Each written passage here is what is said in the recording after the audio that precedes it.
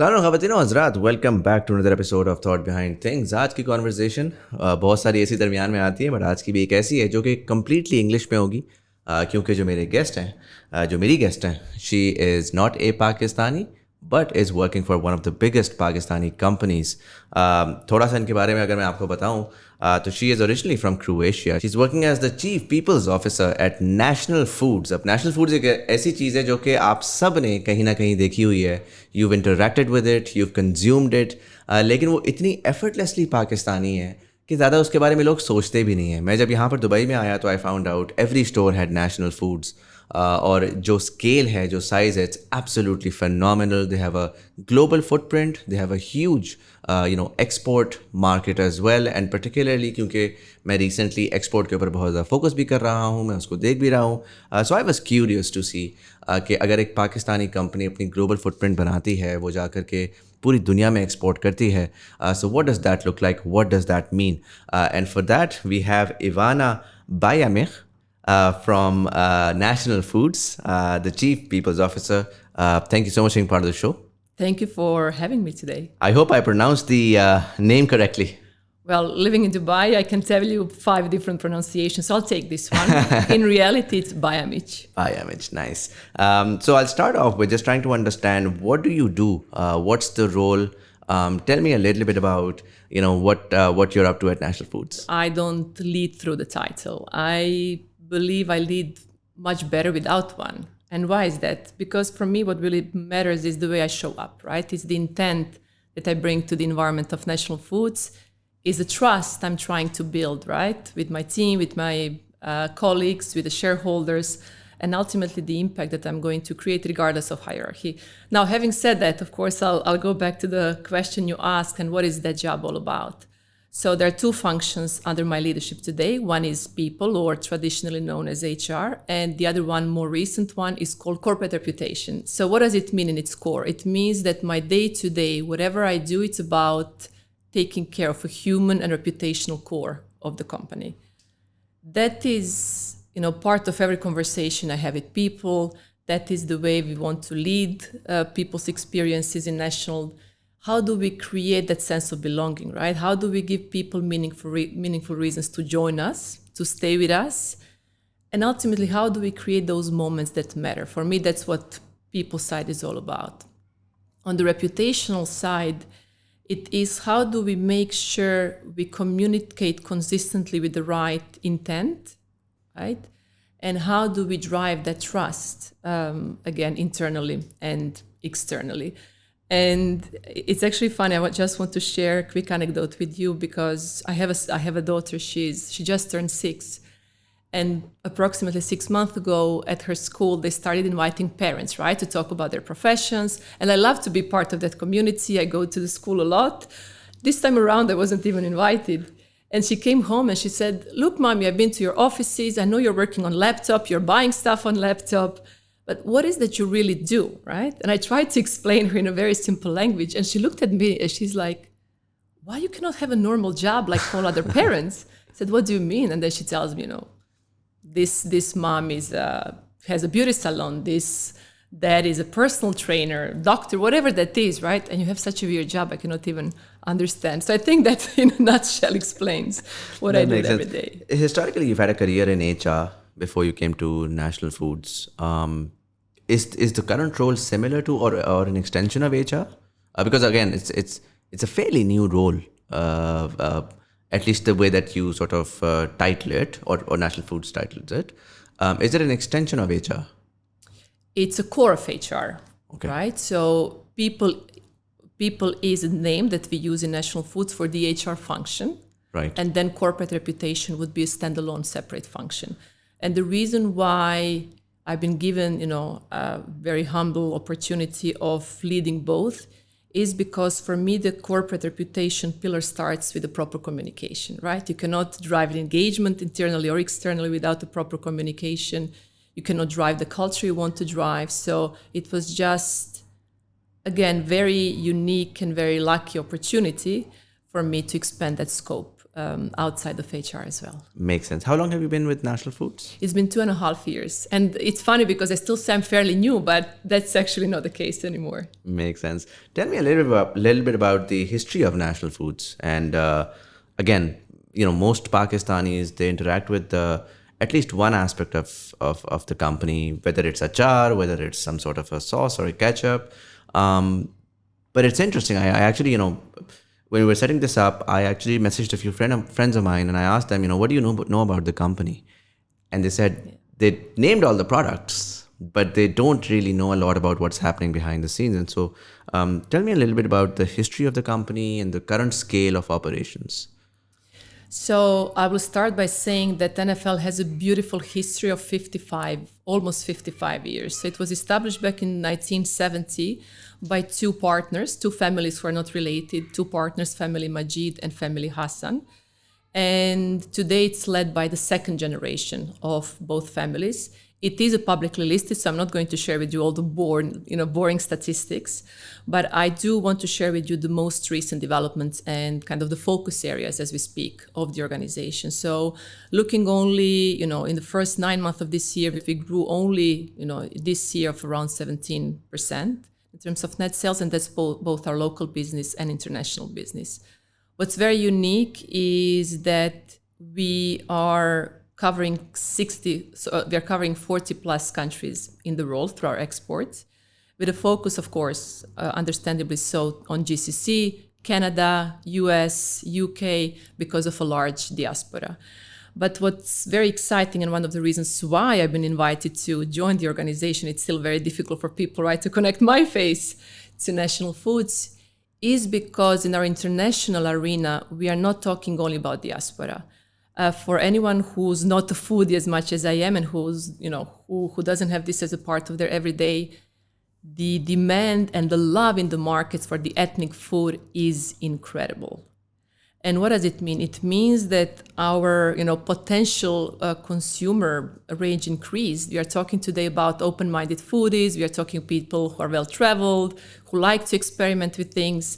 And I remember in my first week when I joined, there was a Taste of Dubai event here in Media City, and there was a chef in the office, preparing and experimenting with some of our products that you can see here, our masala range. And these are the new ones that are coming out. These are the new ones. So today we have a separate product range for the international business. We have a beautiful sauces. I think that chili one is absolutely my favorite. Plum is incredible. I'll give it to you to taste it so that I don't sound very biased. Right. So, I can see particularly the masalas. Yes. Quickly. It's basically essentially a mix: masala steak, masala burger, masala correct. vegetable. Veggies, correct. And this is exclusively for the international market, or correct. is it available locally in Pakistan as well? So what you see here, these are products exclusively for the international markets, because we don't just launch the products, right? We want to understand our consumer, we want to understand their needs, we want to understand their taste palette, and this is what differs. Of course, some of our key products like recipes, like spices, tend to be very, very similar. But in terms of sauces, and especially because one of our main objectives is to penetrate the mainstream. Today, we are present at Morrison's in UK. We are working with Costco in Canada. We've worked on different pilots with different mainstreams. And we believe that this is a winning range for us moving forward, along with our crushed pickles that you have to try. This is just one version I could bring here. I came with 2 bags and I couldn't fit everything.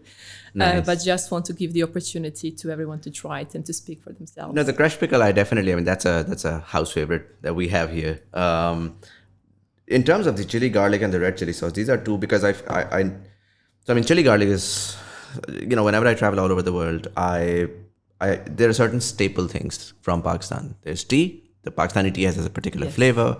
I personally use the powder as well with the tea, so I take that with me. Then there's the chili garlic, and that has to come with me. Because chili garlic is, contrary to my expectation, it's not widely available in the world. You have a lot of ketchup, and then you have like a lot of hot sauce. But chili garlic is fairly unique to Pakistan. You have a couple of these, red chili sauce and the chili garlic sauce. Correct. They look the same inside, so what's the difference? So the difference is in the ingredients, right, that we are putting in it. There is a sweet chili chutney here, a plum chili sauce. I don't know if you noticed in your traveling, chili became, it's not that people are experimenting with it, but it became a staple in so many different things. I don't know if you have tried a honey chili with chili in it. And there are so many things, that today consumers are willing to try and to experiment, and this is what we were trying to achieve with this range, right? And that's why you see 7-8 different types of sauces, but with that specific recognizable flavor of national. Makes sense. And I can see the branding as well. It's very sort of globalized. And so one of the most interesting things that for me in all of this is the idea that you want to go beyond diaspora, which is something that a lot of Pakistani companies struggle with. Pakistan is a huge population. We're the 5th largest in the world. But more often than not, Pakistanis tend to target Pakistanis, even with a lot of Pakistani restaurants all over the world. My family's in the US. I've traveled there extensively. You see Irani or Indian or a lot of other restaurants, and they've sort of globalized themselves, and they've made it, very sort of Agora friendly and international friendly, right? But Pakistanis tend to just sort of stick to their own community. What you're doing here now with is you're taking Pakistan to the world. And that also, again, for the viewers, the reason why I was excited about this conversation is because more often than not, you don't find non-Pakistanis working in Pakistani companies. You need the mind, you need the thought process. And so I'm curious to understand in the last 2.5 years, how has that evolution been since you've joined, in terms of bringing the think global, act local, in terms of bringing your expertise and your experience to National Foods. And if you could sort of touch upon what you were doing before National, sure. And what were all of the places that you worked at, that'd be great as well. Well, I try not to give a very long answer, because now it's been almost 20 years and it's a scary thought when I start thinking about the entire course of my career. But I actually haven't started in HR. I started in marketing just because as a fresh graduate, I didn't really know what the world was all about. And I worked for some very cool fashion brands. And I remember going through my first year, second year, and it was fun, right? It was nice. It was a great environment. It just didn't feel right for me. I didn't feel fulfilled. I wasn't excited about it. And I'm all about energy, right? I'm all about creating that, purpose, and just being very mindful how I spend my time. And in that same organization, I remember asking my boss, because I was very young. I said, hey, for me to be able to be a better marketeer, can I spend maybe 2-3 months of our high season on the shop floor? Right? I want to understand the consumer better. We didn't have a bunch of money, right, for all the reports, for Nielsen, etc. So let me engage with people who are coming to our stores. And throughout this process, I started talking to the sales reps. I had a feeling I could kind of help them how to approach our customers and partners. We started talking about, or at least I started thinking, how do we reward them properly with the sales incentives? And it felt like someone put a fire under my chair. And I know it can sound like a very small thing, but I started enjoying. So fast forward, this kind of brought me to realization that that's what I want to do. I want to be part of HR. And another thing was the fact that we did have kind of the admin type of a department in the organization, but it worked in a complete detachment from the business. I'm like, imagine how wonderful it would be to bridge that gap, right? And for HR to really understand pain points, pros and cons of every position, be able to partner with them. So I jumped on that ship. And this organization was in Croatia? Yes, that organization was in Croatia. I am very proud Croatian woman. I never thought I'm going to leave my country, probably like a lot of Pakistanis right back then. And it just happened. So I left Croatia in 2008. So it's been a while now. I lived in Boston in US. I lived in Barcelona in Spain. I worked for a German organization, Adidas Group. I worked for Brazilian organization, Brazilian poultry producer. So I like to say that I've seen a lot in the terms that I've sat on the global teams, like I'm doing right now. There is no headquarter in the role who will tell me what is the right next step. I sat in the regional role and had to work, right, with the global teams. I sat on the global project team. So I felt that when the opportunity of national came, although it was very non-traditional career move, I felt I do have a competitive advantage as someone who can put myself in the shoes, right, of people in the different roles and who knew how to live, how to kind of drive that agenda. Now, I don't believe in a copy-paste approach. I don't believe it works. So when people tell me, how did you manage to apply those global best practices? I don't think I did. And what do I mean by this? I think that the key to successful, merge of the global practices and the local traditions is in two things: in a deep listening and adaptive integration. And what do I mean by this? I've been in Dubai, and the cultural diversity is, almost my second nature. So it wasn't veered from that side, but I would never claim that I knew or understood Pakistani culture, right? I never claimed that I knew enough about, traditional norms, society norms, unspoken traditions that are deeply rooted in your origin. So I literally paused and listened and gave enough time to myself to learn and to kind of understand what to do now with those information. And of course, I came with that kind of global knowledge, global language of business, if you wish. And then what it became very clear to me is that I cannot succeed in isolation of everyone else. So my approach is very much empowering and bringing my team on board and bringing my colleagues on board, right? To say, hey, let's engage in a dialogue, let's co-create, rather than being that head of HR, right? Coming with a solution in the closed office and just expecting it's going to be implemented. It won't. So I'm mentioning this because what I've seen in the last 2 years is, number one, the evolution of trust towards HR, which for me, it's probably one transformation I'm the most proud of. And I don't take for granted the fact that I do have so much support from my colleagues and my team. And second, I see, my colleagues, we call this a MANCOM, a leadership team or a MANCOM, I see them starting owning a people agenda much more in a way that's really driving the evolution of the overall culture. People might say, and you hear people saying we need to transform. I don't feel the same way. I think we have to evolve, right? Because we have a beautifully rooted tradition in our DNA. We have a beautiful, inspiring founder's philosophy. But by bringing innovation and slightly different ways of working and it's about challenging those boundaries in a respectful and constructive way. And the fact I've been giving freedom to do that is something I will never take lightly. And it's something you don't even get the opportunity very often in multinational organizations. Makes sense. Couple of things. Have you been to Pakistan? Oh yeah, I'm there on a monthly basis. Nice. So what all did you visit? Like Karachi?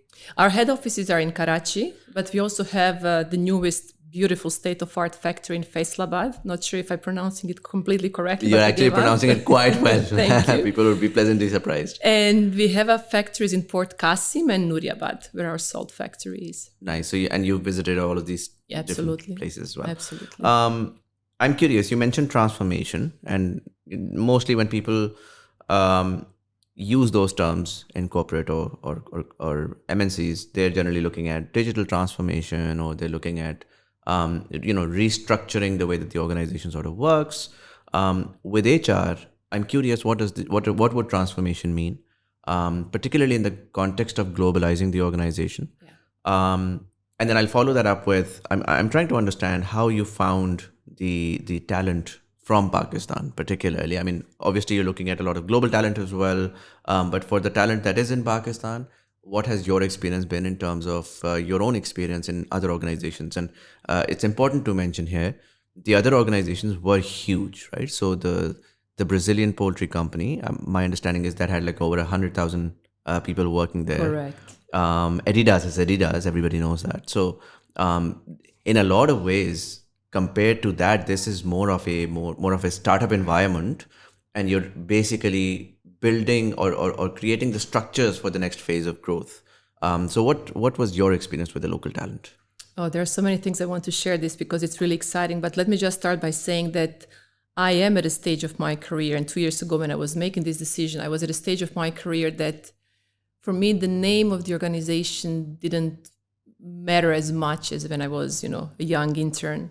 it wasn't about numbers of employees. It wasn't about the revenue. It was about the vision and the passion of driving the business, right?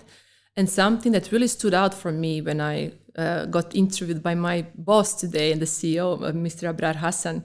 He doesn't allow me to call him Mr. and I don't. So Abrar Hasan was that he's one of the pioneers of HR in National Foods, right? He spoke and started implementing this back in 70s, if I'm not mistaken.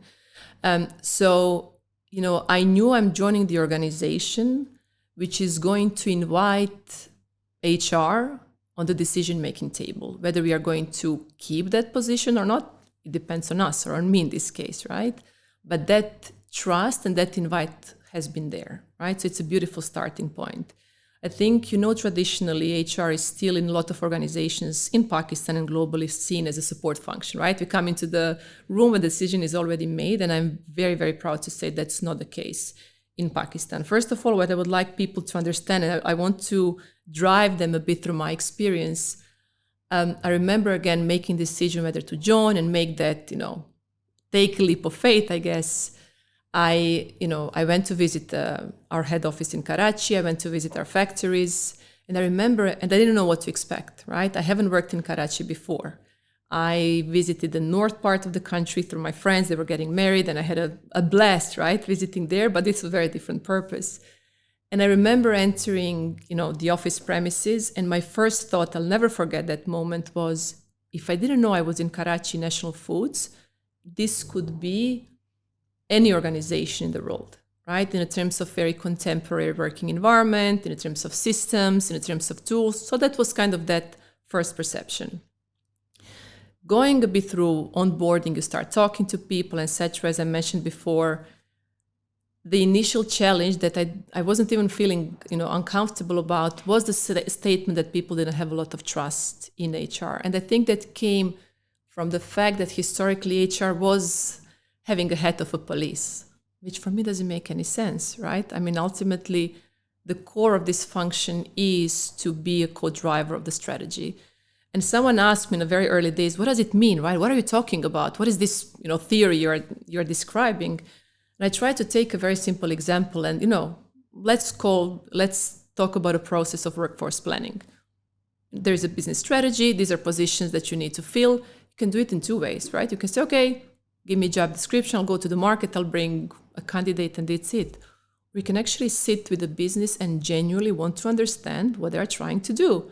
We were talking about global expansion. It doesn't come easy, right? There is a very different skill set. There is a very particular skill set. It's not the same to work with the ethnic or traditional trade, the way we call it, versus the mainstream.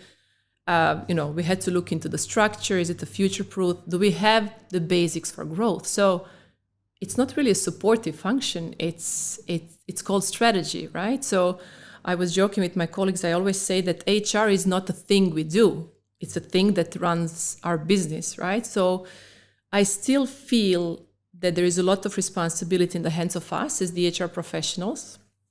And ultimately, it's almost us deciding whether we want to have that, backseat role or we want to make the impact. And for me, it's always about being intentional and making that impact. So I went in, I asked questions, I tried to understand the business. I think it really helped with the fact I came from a manufacturing environment because it's very particular. It helped that I was part of commercial teams in the future. It helped that I can understand P&L and everything else.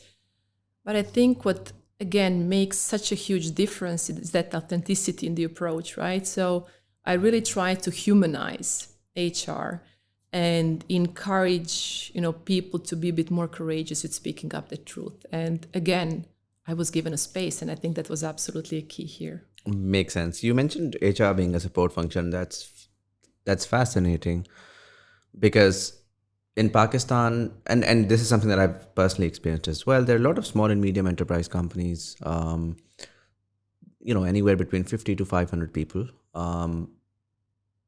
And either they wouldn't have HR, or even if they would have HR, the HR would, support is still you're being gracious with it, right? And it's in Pakistan, beyond the sort of big corporate organizations, and Pakistan, by the way, 70% small and medium.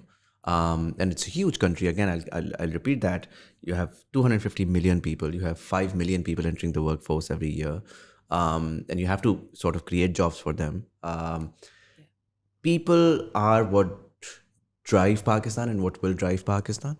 And for a lot of Pakistani youth, they're looking at jobs and they're looking at services, particularly in terms of exports as well.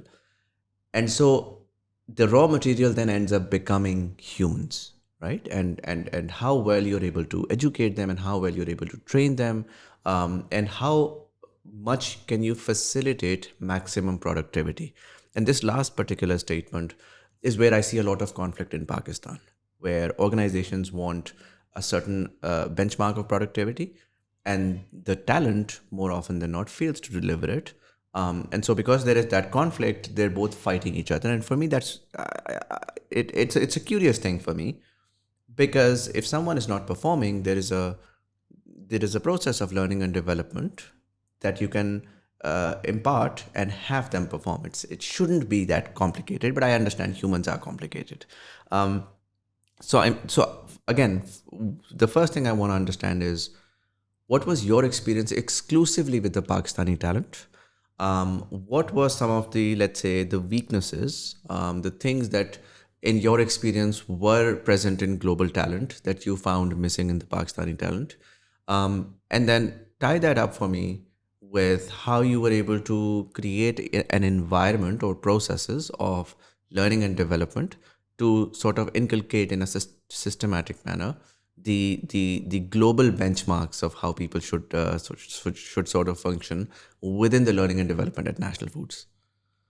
So you mentioned humans are complicated, which I tend to agree, but I also want to acknowledge that circumstances in Pakistan are complicated for people, right? Needless to say, economic situation doesn't help. Last 2 years, there has been a hyperinflation environment. A tax burden is real. And I think the biggest challenge is for sure growing and retaining the talent, right? Now, you asked me before, how often do I go to Pakistan? I go mainly to Karachi. I used to go twice per month. Now the team is much more solid, built, self-sufficient. So I go probably every 2 months. And still there is not one single visit that I have without someone approaching me saying, hey, Ivana, my immigration papers came through.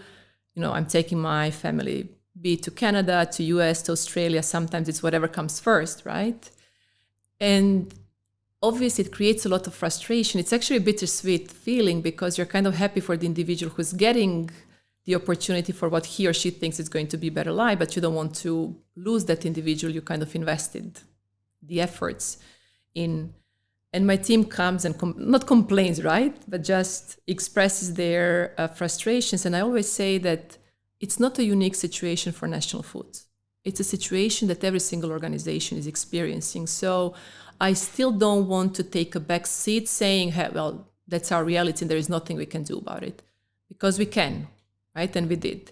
And that's what I want to talk to you a bit more about, because we didn't jump straight forward into compensation. We did a lot on that front, really trying to ease the burden for our people, but we went into the mode of revamping our talent practices. We started talking extensively about performance culture. We started, the conversation of how do we differentiate talents. People still come and talk about job security. I like to talk about performance culture, right? Because one without the other just doesn't make sense. We started doing a career mapping, we started talking about succession planning, etc., with the aim of kind of showing the light at the end of the tunnel, or at least showing the glimpse of hope that if people do decide to stick around for various reasons, there can be a better tomorrow for them. And for me, it came down to small wins. And what do I mean by this? One of our biggest sales talents in Pakistan is now in Canada, driving a sales market there, doing a fabulous job. Our best finance talent moved to Dubai to be a finance controller for our international division. And of course, we want to continue with this approach. So we started talking about a concept of reverse mentoring, right? And I do that on a very informal basis. And let me tell you, that's a very interesting process that teaches you a lot of humility, right? We didn't implement it kind of officially and formally, but it's one of our objectives for the next year. So despite, everything that's happening around us, I still want us to be that, purposeful, empathetic working environment that does whatever that we can do for people to stick around. Now, to answer your question, what I feel it's missing, or what I feel that, we need to develop. I spent a fair share of my career in talent acquisition, right? And I have to start by saying that I believe, or for me personally, is the most exhausting part of HR, is the most strategic, and very often the most unappreciated, right? You give everything you have to that candidate to kind of help him put the pieces of puzzle together and help drive that experience. And what I always look for, I take a CV, I read it, I was like, okay, interesting, and then I turn it on the other side, right? A blank page, because for me, it's always much more about a mindset, right? I want to be able to see your ability to learn to unlearn, or unlearn to relearn, because things are changing. We spoke earlier, people come from big multinationals like I did. They come with a PowerPoint, right? Presentation, the strategy, and this is what we are going to be doing. I think they're on the wrong path, right? So that ability of connecting different dots and taking people on board with what they want to achieve is what I very much appreciate in any candidate, including Pakistani candidate. Something that I found a lot in Pakistan and that I appreciate more than anything is the energy and integrity that people bring on board.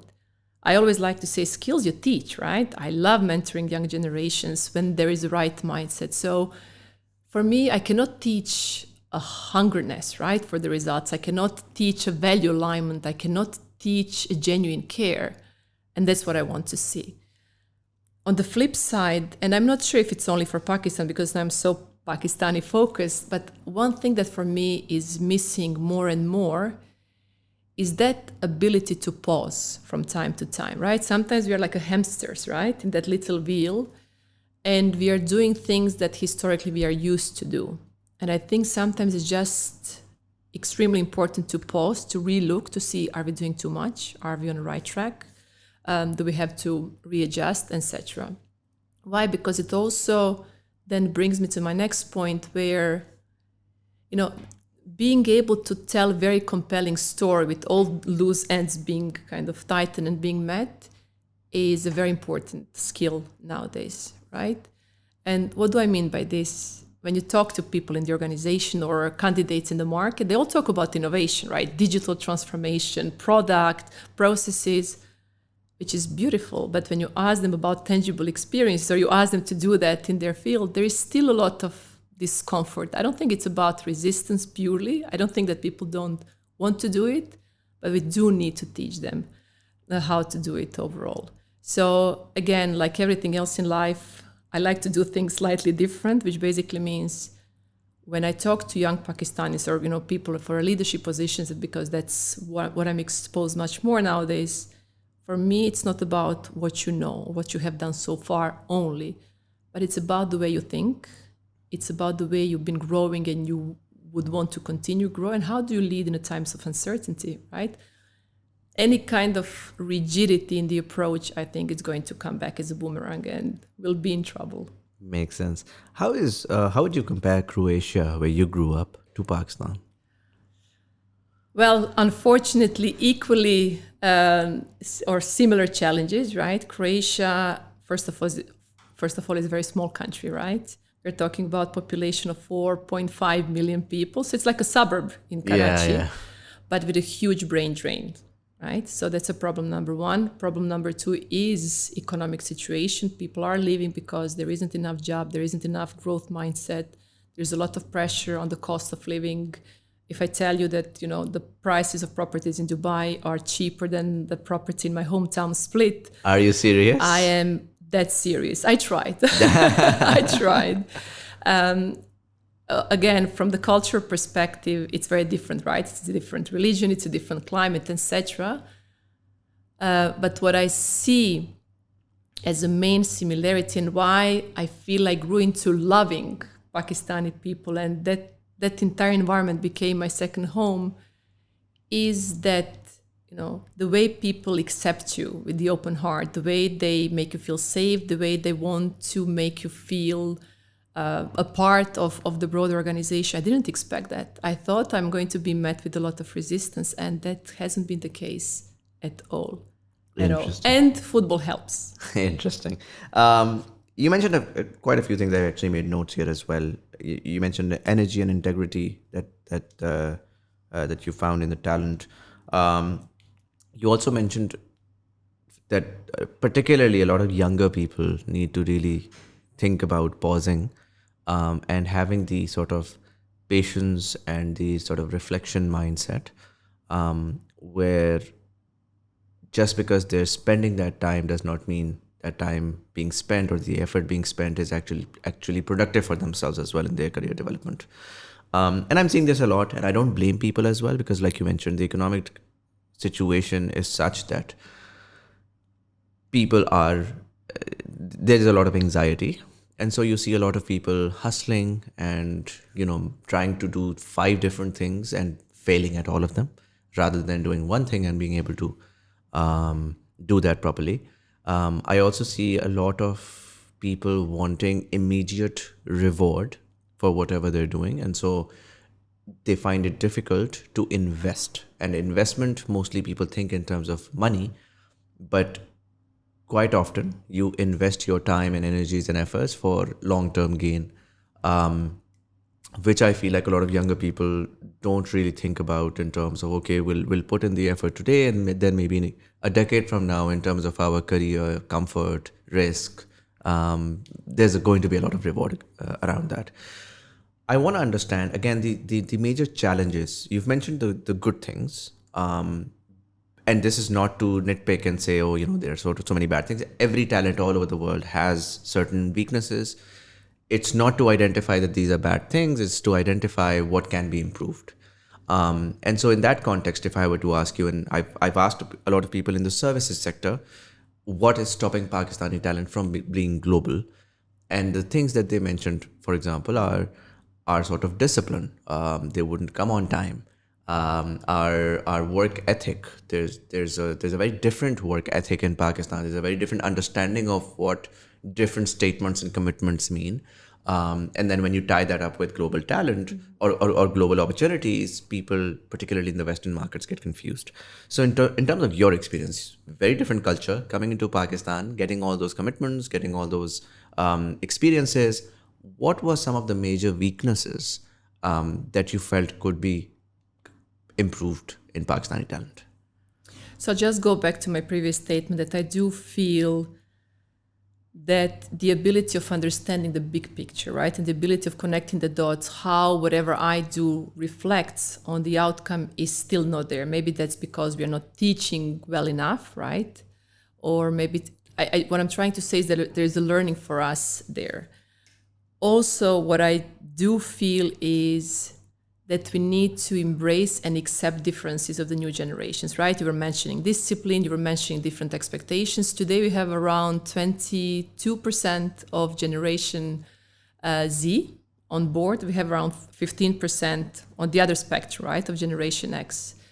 And, you hear a lot of back and forth, what's working, what's not working, what one needs, what one wants. And even sometimes people tell me, what do we do, right? There are conflicting realities. And I don't think so. I don't think it's choosing one generation over the other. It's about bridging this gap, because why? Then things that we are talking, they're missing in those young professionals.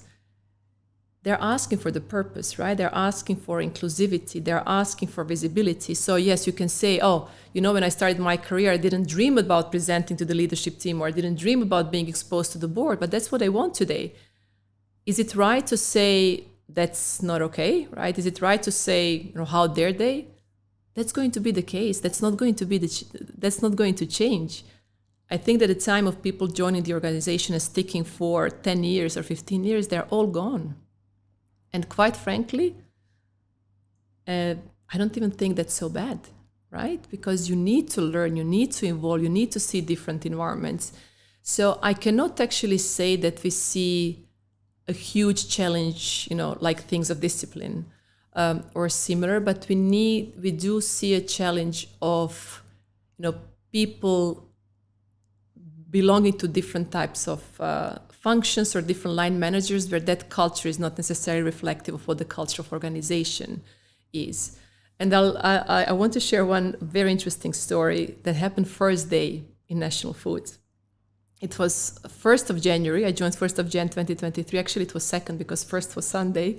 And I was sitting in the office and my wonderful boss actually came to Dubai to sit with me to help me with the onboarding. And sometime midday, there was a company-wide announcement popping up on my screen. And it said, no more working from home policy.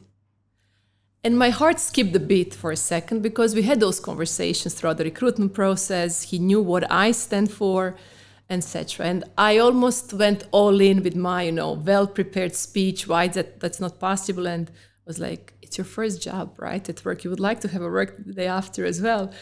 Jokes aside, I just paused. I said, you know what, let's go for lunch, let's go for a walk. Let me understand your reasons. And he spoke a lot about, I cannot control people. There are people who are abusing the system. And I listened, right, for 1 hour. And then I gave my side of the story, trying to be very factual. So, going through COVID, and not to go back to the COVID, it didn't change just the way or just the fact from where we work. It changed how we work. But that means it has to change the way we show up for our people and we support them. And what do I mean by this? Again, just to finish my initial story, my boss actually after that entire lunch came to me and he said, okay, recall that conversation, come back to me with a hybrid working proposal. That's very much what we have today. But what does it mean? It does mean giving autonomy, more autonomy to people from what's natural to us or to certain generations. It means believing and trusting people they're going to deliver. You don't have to control them, right? That's why you have processes in place. That's why you have your KPIs. That's why we have a very, dedicated talent team to performance management. That's why we do our talent reviews. That's why we're creating visibility over them. But we also need to accept the fact that work and life lines are getting very blurry. I mean, I talk to people and they still say work-life balance, and I don't believe in it. It's a complete integration.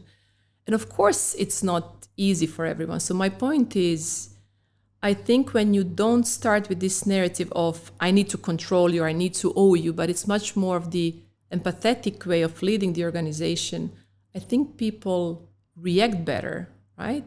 When you have this type of culture, people will speak up. They will share what's bothering them. They're not going to turn and leave overnight, and you can learn so much. So for me, kind of, that concept of just dealing with people who are abusing the system, there has to be consequences for that, but not penalizing the entire organization makes a huge difference. So try to understand that unique skills, still stand your ground, what's important to you. But when that's clearly defined, what starts happening? People who don't feel belonging, right? People who cannot relate to this way of working, they will leave by themselves. They won't even kind of stick around.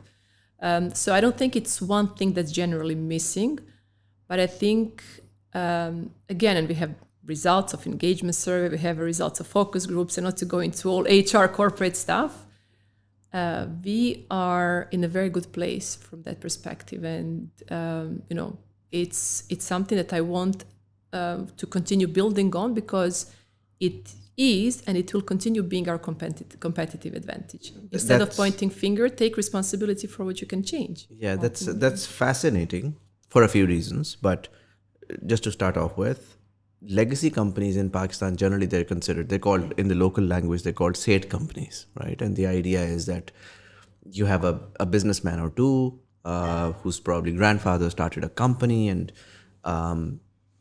there's not a lot of corporatization of it, or you don't see a board, you don't see a this or that, and all of that really stems from control. And a lot of times when I have a lot of these state friends as well, so every time I've spoken to them, I said, listen, the reason why you're the king of the village, but you're always operating in a village, right? And the reason why you're not really regionally competitive or globally competitive is because every time the succession basically is that, we're going to break the company down into 10 parts and give a part to each cousin. And how do you sort of, in a heavily globalized world where economy of scale is everything, how do you even compete? And the feedback I always receive is always all about control and how, instead of everybody get shareholdings and letting one person take the lead, we don't want to do that, or we don't want to give it outside of the family. We don't want professional sort of management teams coming in. And that obviously reflects on the entire workforce of the organization as well. In terms of, and that's top down. If I look at bottom up, I've spoken to, this is probably one of the 450th episode. And so there are a lot of business leaders I've spoken to, small to very, very large scale. And on the organization side, I keep on hearing the same thing that you heard, where, people are going to hack the system in the first step. And it seems like it's almost an impossibility to give people the same level of autonomy that you tend to experience in the developed world. And the argument is that the developed world has certain systems in place that you're really built with the sort of trust and integrity ground up. And so a lot of this talent, because they're coming in from a very sort of fight and flight mode, they will hack the system if you give them certain privileges and space. What you've done is you've taken a legacy company, you've given them extremely progressive sort of autonomous space, and you're saying that has worked out for you. And so I'm curious, what does the current structure, what does the current structure look like? How were you able to create the system of accountability? And again, for a lot of tech companies, for example, there are a lot of ways that they can sort of gauge the productivity output of an individual while they work from home, or they're able to sort of work autonomously. For legacy companies, that becomes more and more difficult because there's not really a lot of quantifiable ways through which you can identify how much they've worked. And so I'm curious, what were some of the policies that you implemented, and how were you able to build those systems to identify who's actually performing well and who's not, and what's the repercussion or the consequence that you mentioned of the people who aren't performing? So there's a lot to share there. First of all, I want to say that none of those things comes without friction, right? So it's still very much work in progress, but the numbers, facts, and feedbacks show us we are moving in the right direction, which is encouraging, right?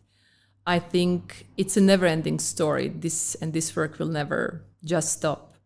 Now, what have we done? And I don't want to say differently or not. First of all, the organization in terms of the board is very progressive thinking. Although we have a second and a third generation sitting on the board, the empowerment, or a trust towards professionals to lead the business and to lead their functions is there. And if I tell you, and I mean this in the most positive way, that sometimes I don't talk to my boss for weeks, right? There's a quick WhatsApp message. If you have to align something, of course, we're going to talk if there are things to discuss.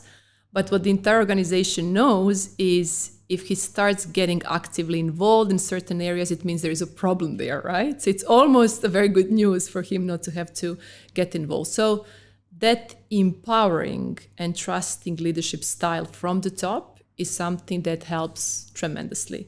Now, some people feel comfortable with it, some people don't. When we were talking, right, about this level of flexibility, control, no control, what does it even mean, control?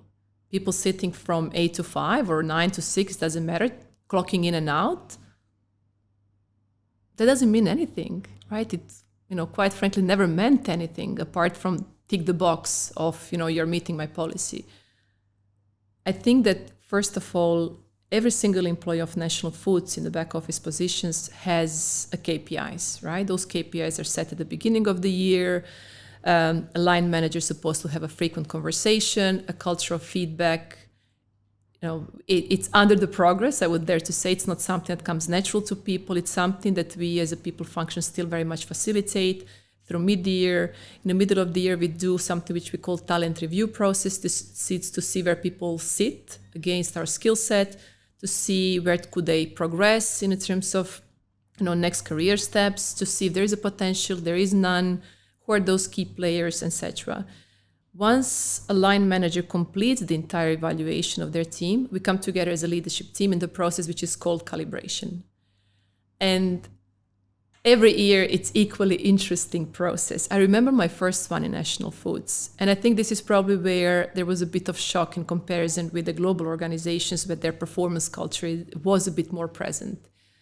You know, people felt very uncomfortable calling a spade, right? They felt very uncomfortable, and it took it personally if they had to point out someone not performing. And that was a lot of work, a lot of conversation that we built there, where we as a leadership team had to agree on our principles, right? We have to raise the bar higher. What used to be meets expectations 5 years ago, maybe today it's not good enough. And these are difficult conversations because they're very emotional. They are conversations about people, and you are impacting people's lives. A lot of effort went into this. I think my first cycle, if I remember correctly, I think we had 3-4 weeks. I sat in every single one, literally understanding where the discomfort is coming from, what can we do about it, how can we give people skills to feel a bit more comfortable, right? Having those difficult conversations. How do we build a KPIs that are measurable, right? So you can actually have a very objectively driven conversation if someone has delivered or not, and things of this kind. The way I talk about it, it sounds like very process-driven, right? For me, talent is not process-driven. It has to be human-driven, right? So that's why I'm saying you have to accept that individual as a whole, understand unique circumstances, understand, a typical example, right? We promise that international division is going to deliver sauces and they're going to grow 10% market share. Well, if our supply chain, had disruptions like a lot of organizations in Pakistan had, how can I hold this, against anyone in the market? So things of this kind, that's where I invite that flexibility into the process. Yes, but the talent practices are there, the frameworks are there, and the process of educating the line managers, what those do for them, is also there. But it's a very much work in progress. And as long as we work with the humans, it will continue being working in progress. But then again, something that we have seen and something we are pushing strongly is that internal talent, right? Even me coming on board, I think it felt the organization was clear what my mandate is in terms of international exposure and those new practices, processes, contemporary approach to HR. But I still am very much dedicated to growing and nourishing a local talent, right? And having them around. We have again examples of people who spend their entire life in in sales. Now they're in a supply chain. So again, just creating that land of opportunities in a way that your processes are not rigid, that you recognize, right? The people who have what it takes, right? And kind of what ticks in the organization and pushing that agenda across. One thing that I started doing, we implemented the concept of, we call that a people meeting, right? It's a monthly meeting where the entire leadership comes and we talk only about people topics.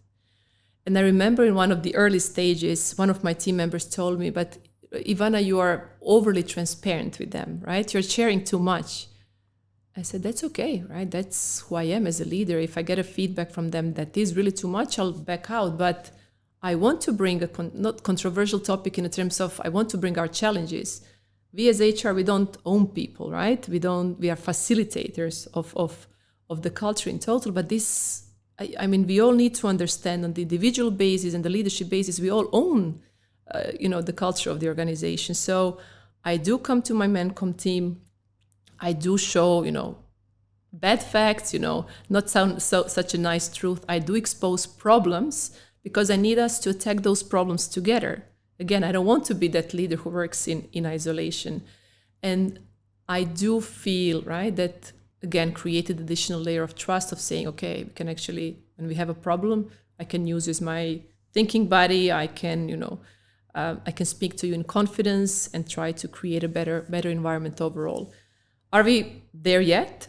Well, today we have 800 full-time employees, actually 850, but we have thousands, right, of operators in the factory. You also know that our products are fairly seasonal, right? So we have a mango season, we have a chili season, etc. So, throughout the year, we can go all the way up to 4,000 employees at a time. So it's a big, right, population to manage. There's a big chain of leadership to manage. That's why I would never, be as optimistic to say we are there. We are walking the talk. We are improving every day. I think the impact on the business results is there.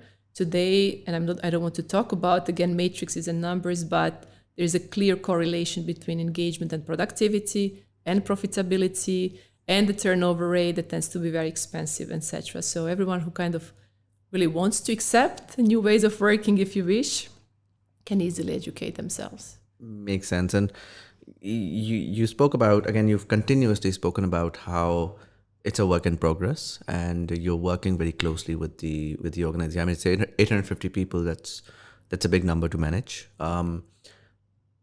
Or at least in the Pakistani context, and we hope that you can 10x that in the next few years. But how have you sort of created a structure? Was there already a structure in place for that upgradation of that talent? You also mentioned, 5 years ago, maybe certain things were exceed expectations, maybe they're not good enough. And we're hearing a lot of that today with this sort of advent of AI, where the new conversation is, one person can do the job of 15 individuals and companies will begin to lay off. I feel like, that's a negative way of looking at things.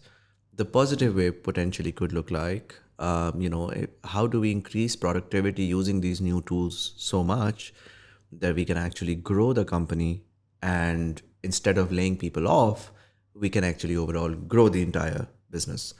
But obviously a lot of that requires talent that has the domain knowledge for whatever company that they're working for. In this case, let's say National Foods, with the supply chain and the sales and the the understanding of the consumer, and then give them the tools that helps them work 10x faster or in a more efficient way.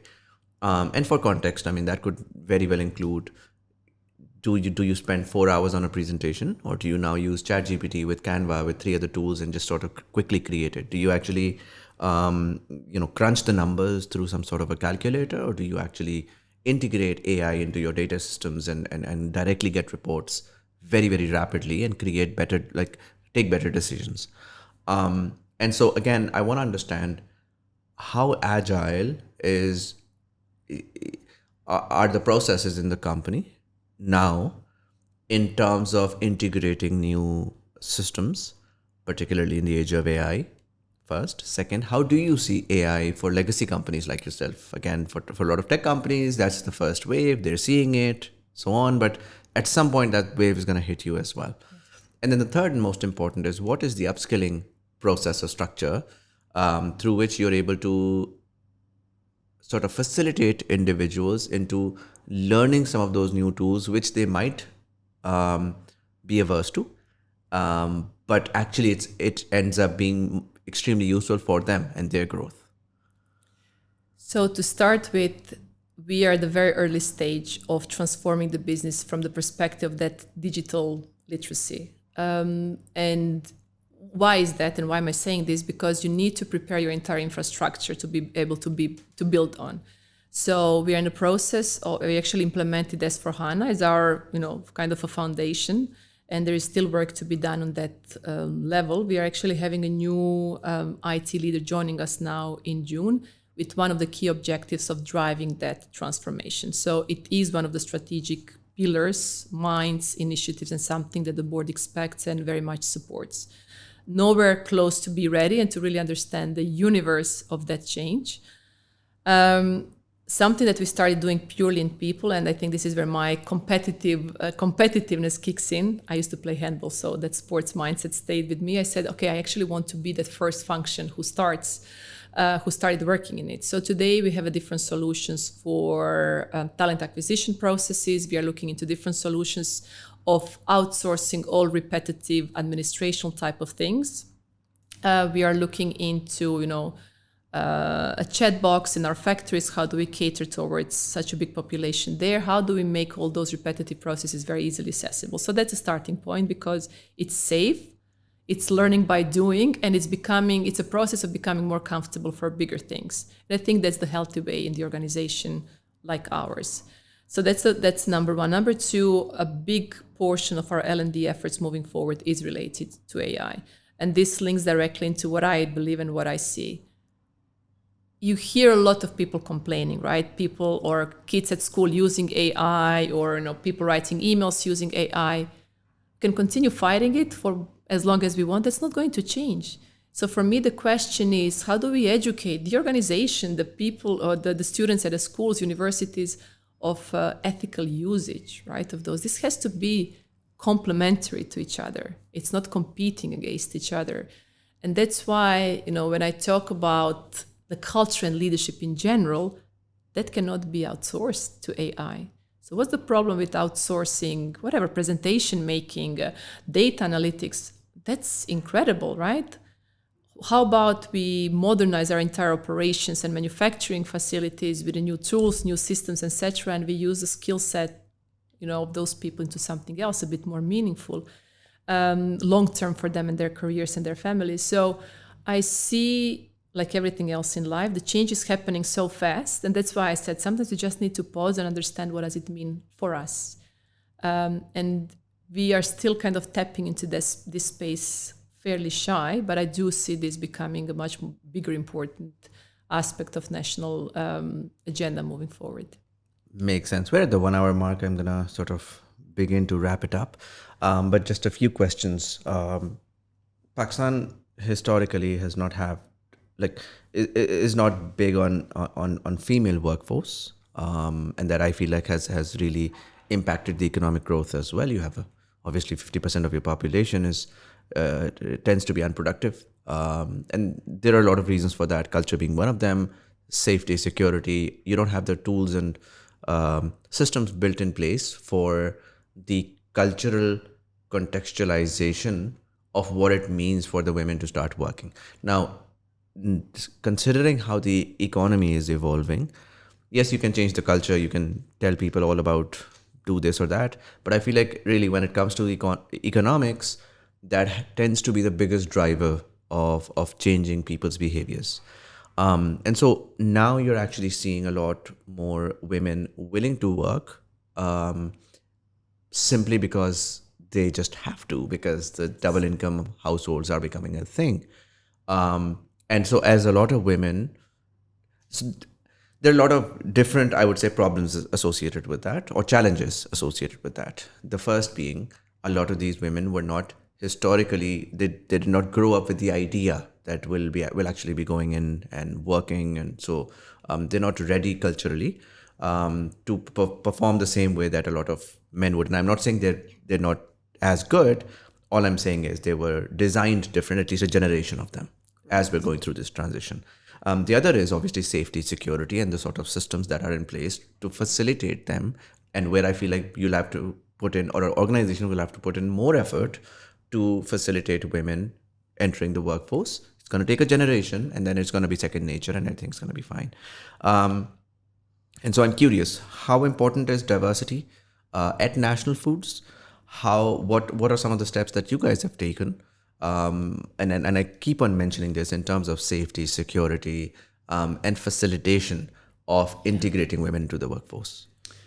So I feel that diversity became a buzzword. So I wouldn't be surprised if people start rolling their eyes and stop listening to your podcast. So I just want them to stick around because I want to answer it in a very tangible way. Why? Because diversity in terms of gender or any other, a meaning of that word is not something you say, it's something you do, right? And spot on with all the comments. I think this is exactly what has been my experience. And we asked a lot of times ourselves, how do we attract more people? So it starts with being very intentional about people you bring into the room, right? So talking about women, we are not focusing only on women in leadership. We feel for us as the organization, it's a wrong approach. We want to build people from within, right? So I'm not going to go into all different initiatives, but one thing I was so proud of this year, we launched our first female apprentices program in STEM, and we brought 20 plus young scientists, female scientists to FaceLab to our factories. We didn't just bring them from one day to another. We made sure that everyone went through very rigorous, this is one time when I do implement rigor. Everyone went through gender sanitization training. They needed to literally be taught in some cases, right, how to deal with those young ladies, what's appropriate, what not. We have, again, another thing we are very rigid on is our code of conduct, anti-discriminatory policy of any kind. We have our integrity at work hotline, right, our system. in the organization that anyone can use in case of any issues.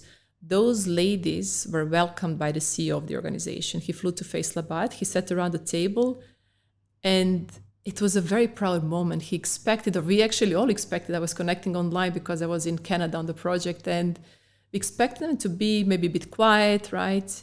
I don't want to say intimidating, and I don't mean anything wrong, but we didn't expect what we saw in a very positive way. They were outspoken, they were hungry, they wanted to be seen, they wanted to stand up, and it's very humbling to see that. So you do see a change in that generational thinking, quite a lot. There is a lot of ambition in young Pakistani ladies that I'm meeting. There are a lot of them very proactively coming to me and say, hey, what do I have to do, right? And I love those conversations. There is also, on the other side, what we did was implementation of family-friendly policies. And I'm not talking about female-friendly policies. Why? Because it has to come down to the partnership. How can I be today where I am if my husband at home doesn't take a part in whatever he needs to take a part of, right? And that's always the case with the families with the dual careers. It's all about, today I'm giving my 70%, tomorrow I'll be able to give 10. So as a national, we invest a lot in diversity in general. The question was about gender. So yes, we are prioritizing women. However, being a woman myself, it's a very sensitive point. And I always have an extensive need to say, we need to at all costs avoid the perception of positive discrimination. For national foods, particularly, is about the right candidate. If we have the right candidate or two right candidates, only then the gender is going to play its role. And one thing that I still feel, and I don't know if this is your perception as well, so correct me if I'm wrong, but I feel that young Pakistani women shouldn't look at their identity as something to overcome, but something to own proudly and every day. And for me, being a Croatian woman, being a kind of a female leader outside of the country, shaped out the way I think about a leadership so much. And I remember those first days, and this was probably 15 years ago. My career grew fairly fast, and not because I was chasing a title. I never had the ambition of becoming a chief people officer, but for me it was the ambition of growing and adding value, just going, through any open door that would open in front of me. What I'm trying to say is, when you find yourself in that situation of actually not understanding 70% of the meeting, right? Abbreviations, P&L, processes, knock on the door. Right? People, more often than not, they lean in, they're willing to help. So my invitation to Pakistani women, to the women of the world, is very much, don't try to blend in, stand up. I mean, when I see how rich your history is, right? How every single perspective of those young ladies it came from the upbringing, from education, etc. That's something which is incredibly valuable.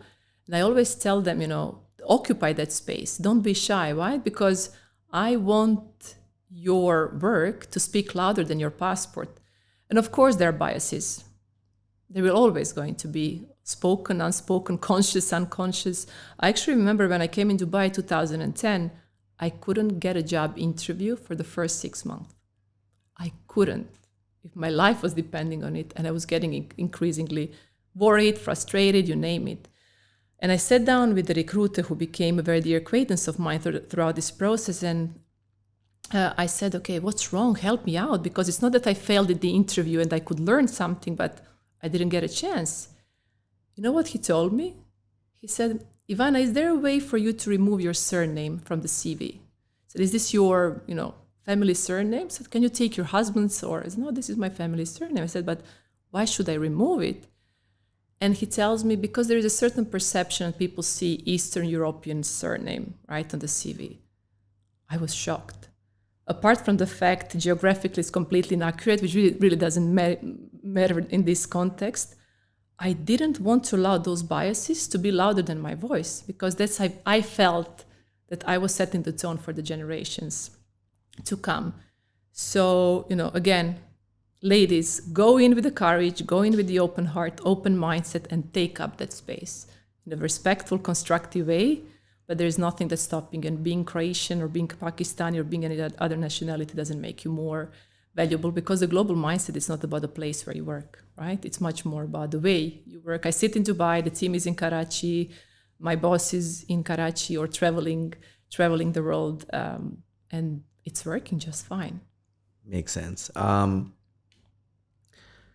Couple of questions. First being, if I were to expand this, you had a focused sort of recommendation for ladies, but generally for talent, when they're looking at global roles and globalizing themselves in terms of their sort of careers, what would be your recommendation, knowing the Pakistani talent? What are some of the things that they should be doing to actually potentially tap into the global market within their careers? Well, I want to say that in addition to mindset and willingness, it takes work, right? And putting this in the context of my function or my functions, you need to understand the global language of business, right? In HR today, you need to understand the digital transformation. You need to understand DIA. You need to understand the importance of people analytics. You cannot be, that theoretical, policy-driven professional and expect that's going to work. And I'm not talking only about, how that works in theory, but how does it translate to practice. You need to be able of saying, okay, this is what's happening in the world, this is what matters, how do I implement it, and vice versa. That's the right language. So pure ambition without the effort, without learning, is useless pretty much. One thing that does tick me off, and I say always this is my hot button, is when people say there are no enough learning opportunities. I mean, today the learning is at a fingerprint of every single individual, right? Not only through corporate offerings, through LinkedIn, through Coursera's, whatever we have, our LMSs, etc. But whatever you want, the amount of things I learned here today from you only, right? And going through this process is incredible. So that mindset is something that for me is very much make it or break it. We do have a career mapping, right? And we tell you what are the steps that you have to go. But I always say, don't take this literally, right? There is no career map that can show you the world of possibilities. I started in marketing in Croatia, in a very small hometown of Split. I'm leading a corporate reputation and HR in Dubai for a Pakistani company. There was absolutely no one who could have mapped that career to me. So go through that process of a bit more patience and a bit more learning and accepting, there are things I don't know. I think the humility and trust to believe that the nature has a plan for you, and you'll find it eventually. Still, for a lot of people, they want to control that and try to map out what 10 years later looks like. And I feel like we're in a time where the world is changing so much that you can really just, it's good to be a planner. It's good to take control of your life, but at a certain point, you also have to let go and just do the hard work and hope for the best. I think the positive energy also sort of brings you back the positive outcomes and results as well. For a lot of, Pakistani companies, they've tried to globalize themselves and they've tried to bring in a lot of global talent to be able to redesign how they work and be able to, so they would bring in sales talent and this and that. And one thing that it's actually very interesting, while I was speaking to you, I realized, I don't know how many other non-Pakistanis are currently working at National Foods. Very few, right? Few. So I think it was pretty smart, now that I think about it, to actually bring in, on a leadership level, a people's function that's outside of Pakistan, because I feel like that's at the heart and core. A lot of the other talent tends to leave. And when I've spoken to them, they've always said, we had these ideas, these people weren't moving fast enough, or there were a lot of cultural clashes.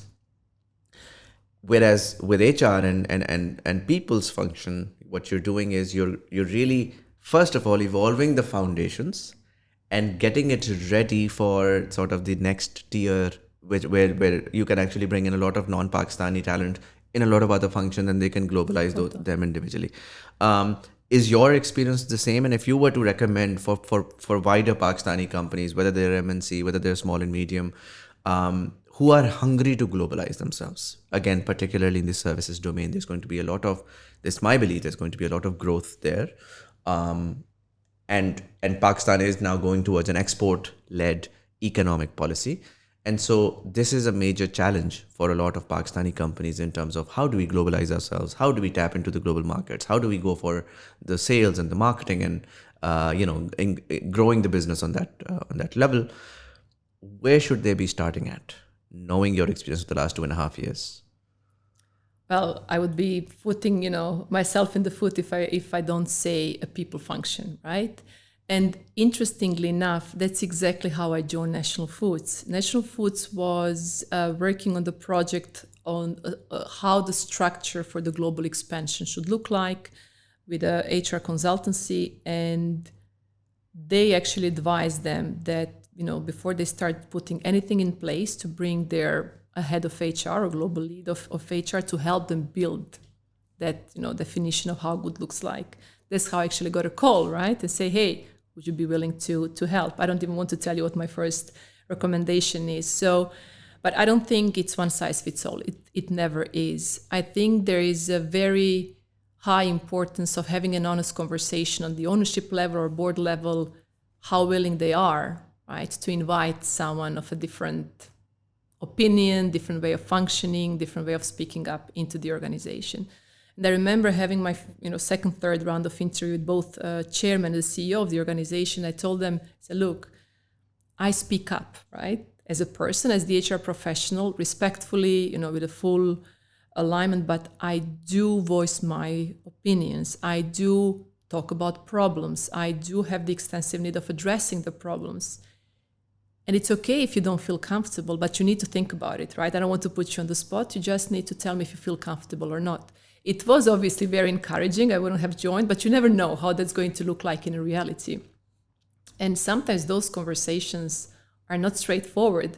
I have a joke with our chairman. He tells me, sometimes I need to leave the office and sleep on everything that you tell me just to know kind of, how to proceed, because sometimes it's really out of my comfort, right? I'm like, but I love it, right? And the other way around. I need to understand in a lot of cases their perspective, which is very, very different. So I think that's a very good starting point. If there is enough openness on that level, of the leadership level of the organization, enough eagerness. I do believe that the way forward is very much the blend of two, right? The diversity in terms of ethnicity, again, you become more resilient, you become way more innovative, and quite frankly, you become much more human, right, as the organization overall. So I actually don't see absolutely anything bad about it. We have a great head of international sales who actually moved from UK for this particular role with a great mainstream experience. We didn't have this on the team, who blended in just fine. So that's why I'm always saying, when you're recruiting for those positions, don't look just from the perspective of a CV, right? Look from the broader mindset perspective, because that, those are not any easy situations. Things have to align. The stars have to click in, right? Altogether, it has to be right. We've seen examples also in National Foods where this didn't work out necessarily as good. And that's all part of the learning, right? And I was always very intentional about not creating a perception I just want to continue bringing foreigners, because that's not the case. Wherever we have identified the gap, right, in terms of having this skill set in the market, we have to tap into that global map, but otherwise always rather kind of expose and give the opportunities to our people. Makes sense. Possibly the last question on this. What does the future look like for National Foods? I mean, you were brought in for a particular purpose, and you've had your fair share of challenges as well over the last 2.5 years. It's one thing to say global expansion. What's the vision? What I'm trying to understand is, where does all of this go? Well, I'll have to be very careful how much I share, and I want to share a lot. But I think there's also fundamental difference between our different businesses and geographies. So in Pakistan, we have a very much established business, right? We have a very significant market share across most of our categories. So for me, Pakistani business, it's very much about the product innovation, new range, new consumers. People are not using spices as much, right? They want blends, they want recipes. We have the way we have those sauces for the international markets. We have a beautiful category of drizzle sauces on the local market. So there's a lot going on about a product in specifically. International division, it's much more about, as I mentioned, the mainstream, opening new distribution hub across, making sure that our supply chain is intact, equally so to maintain the highest quality standards across all geographies. We absolutely don't differentiate, and it's a big non-negotiable. So the future from that perspective is bright. I also believe that, we had some very good learnings from the past in terms of expanding our businesses, in terms of, potential different partnerships across in whatever shape and form. So it's not something I'm a preview completely, but I do know that is the ambition of the organization. And we're going to see a lot of... How aggressive is the growth push? The appetite is there. The financing is there, which is very good. So I think for us, it's about the right next opportunity. Makes sense. Just before I sort of wrap up, a couple of quick questions. Is there any one book that you recommend? And I've recently started asking guests about their book recommendations because, as you mentioned early on, it's important to pause, right? And so we're such a reel generation that we want all of the wisdom from a 3-second reel. And more often than not, that's not really practically possible. And I feel like the best way to really sort of sit down and pause is to actually listen to long form, exciting content like books, because there's actually a whole lot of value there. And so is there any particular book that impacted you or has actually helped you? Sometimes you read something and there's a eureka moment of something that you always had at the back of your mind, but were able to now articulate. I love books. I try to read a lot. With 2 little kids, it doesn't always happen. I do feel that I learn about leadership much more from a real observation practices. But if there is one book that I would recommend, it's called Leaders Eat Last by Simon Sinek. And I think reading that book, it just resonated so much with me because he does speak about showing up with that authenticity and courage and leading and influencing from that perspective versus a pure hierarchy, right? Kind of intent over appearance. And there is another one that I recently got as a gift from my team, and it's from Brené Brown. It's called Dare to Lead. And I think it's very much talking about a leadership from the female perspective, right? Talking about vulnerability and kind of empathy and that authenticity. And I think it just speaks to my heart because these are some of my core values. So yes, invitation to check out on those two. If these are some of your leadership principles as well, it's going to resonate. Makes sense. Second quick question. That's a personal one. You've spoken a lot about partnerships in terms of men and women, particularly married, who are now working together to create their own sort of micro empires. And so you have young kids. You have a 6-year-old. And I have 4-year-old. And a 4-year-old. I have a 4-year-old and a 0-year-old. Just recently had a daughter. And so I'm curious, how has the work-life balance been for you? Particularly because it's one thing to say, it's very exciting to know, oh, you're a C-level executive. But when you're actually there, it's quite something. It's actually, the title goes away after 2 days, and then it's the work and the responsibility and the decision making. And it's actually easier to work without a title and the responsibility.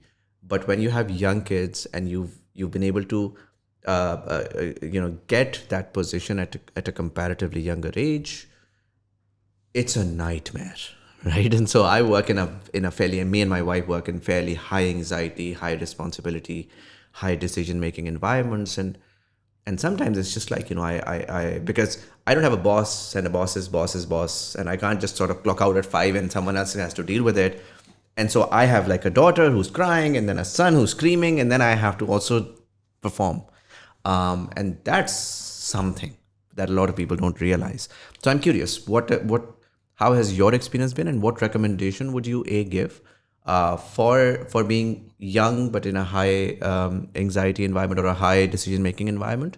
And then the second is, you've probably had these sort of probably career pauses or breaks or sort of retreats, especially in the early years. I feel like the first year of a child is always, you don't really know what's going on. You're living by the day. And so how did you sort of deal with that? Because I have a lot of these conversations with my wife as well, where I mean, I can see her sort of retreating, but I also feel like at a certain point she'll have to sort of um, study the entire thing and then decide a plan to come back because she might get stuck. So what would your recommendations be on both? Well, first of all, thank you for acknowledging this because it's not easy. There's a lot of suffering, like profound suffering behind. I remember going through the interview process and being very courageous in addressing this upfront. I knew I cannot be part of the organization, which is very rigid. And I actually said to my, two bosses, right, to the chairman and to the CEO, I said, one thing that's very important for me to share is that I come with two little packages, right? My son was just 1, he turned 1, and my daughter was 3. And I said, that means that they will get sick, I will be absent. That means I will want to attend, school performances, parent-teacher meetings, and things of this kind. So what I very openly asked them in that process, not to judge me by the clock, right? Or by the time that I clock in, not to tell me, I have to be in the office it doesn't matter, 7, 8, 9 a.m., any of those kind, but to really look at my results and to have a conversation based on this. Again, they were very open about this, certain level of discomfort, but kind of as long as you can deliver, that's perfectly fine. Again, you never know how that's going to work in reality. So for me, when I talk about integration, what does it mean? If I have a late night call, and that happens a lot, right? Just the first quarter of this year, there was a call with Canada probably 3-4 times per week. And that means, 11, midnight, 1 p.m., but 1 a.m. But if I could leave the office at 4 or 5 p.m. and spend a few hours with my kids, have a dinner together, have a conversation about their day, have a walk around the neighborhood, honestly, it's good enough for me, right? And then putting them to sleep, reconnecting, answering emails. So it's very simple in my mind, right? You can make it work, but that's why the line becomes very blurry. It's not, the evenings are for me, I'm going to talk to my husband, I'll have a conversation with my friends, I'll put on this movie, I'll read a book. You don't know. It's very fluid, right? But ultimately, you're organizing your time in order to deliver. And again, so far, so good, right? Because you truly you genuinely have to care about the impact you're making and the fact that you need to add value. So in National Foods in particular, that's something that worked really well for me. I had a different experiences, right? Having, my daughter while I was with a different organization, I had to come back after 3 months. I wasn't in a good mental place. I felt I was abandoning my child. It's not natural. It's completely biologically unnatural and unhealthy to have to leave your baby with someone else. And you go back to the working environment and nothing changed, right? Everything remains the same, but you profoundly changed and you have a very different priorities. And when you have the environment who's not recognizing this in any way, and very often I felt punished, right? Because of that, I knew immediately, right? If things do not change, if I don't voice my opinion, that's not going to be environment in which I want to continue belonging and operating. I don't know, a bit of a blessing in disguise was the fact that the COVID hit when my baby was 10 months old. So I kind of, stayed at home until she was 2.5. I got my second kid. I got to spend much more quality time. And it really, again, changed the way that we all looked at things. But I feel that going through those experiences, I became much more courageous to voice my needs. And if I get rejected, that's okay, right? That means we are really not the right fit for each other. And let's move on, right? Let's look for another opportunity. But again, nevertheless, extremely grateful for the trust that I got. Makes sense. And so the last question, this is something that I ask all of my guests. You've been working for National Foods for 2.5 years. Were you exposed to Pakistan on that level before that? Not on that level. Right. And so you've been going sometimes twice a month, recently month or two. You've probably understood Pakistan a whole lot more over the last 2.5 years. And because you're in a leadership role, it tends to involve a lot of strategy. And it involves a lot of macros and you trying to visualize what a certain set of policies can potentially do over the next 5 years or 10 years or 15 years. And so if I were to ask you to wear the same hat, but for Pakistan as a country, how would you see Pakistan in 2050, knowing what you know now, seeing what you've seen and understood about the entire economy, the entire people, the country that exists today, and that is really just at the start of opening itself to the world, because we have fairly been locked out for one reason or the other. Yes. How would you see Pakistan in 2050, 25 years from now? I feel it's $1 million question, $1 billion question. And with full honesty, I just more recently started having a very deep conversations, right, with my Pakistani colleagues, trying to understand internal dynamics, trying to understand the regional dynamics and things of this kind. So I find it to be fairly unpredictable. And I really think it's going to come down to the level of openness, of inviting people who know, right, people who understand. I'll give you an example of our CEO who knows so much about agriculture, who could help from that perspective to the broader country, to the development, etc. If you invite people who really know and care into the dialogue and decision making, I think this country has so much potential. I just took agriculture as one example because it's close to our industry, but it equally applies across. I think it's again about the openness of starting to change things. And one thing that gave me a lot of hope, I guess. Just recently, at the end of April, National Foods sponsored a first Pakistani conference at Harvard. I don't know if you have heard about it. I have, yes. The conversation, the quality of conversation, the level of care, right, for Pakistan and from seeing a better future is incredible. So you have intellectual power, right? You have well-educated youngsters who have seen the role, who actually do want to come back and do better and contribute, provided they are given that space. So I think this is where, the tipping point is going to be, if they will be given the space or not. We had this internal conversation, right? And my boss was like, can we start looking into some of those people? I said, of course, we always will, but the larger ecosystem has to make sense for them. So I'm hopeful. I'll always remain hopeful. The country has so much to offer. Take it from me, right? And I hope to see people, and a big part of the diaspora actually wanting to come back. Nowadays, I feel when people start reaching certain age, right, they're open to go back. But I think for real change, that has to happen a bit earlier in their careers. Makes sense. Ivana, thank you so much for taking the time out and sharing all that insight.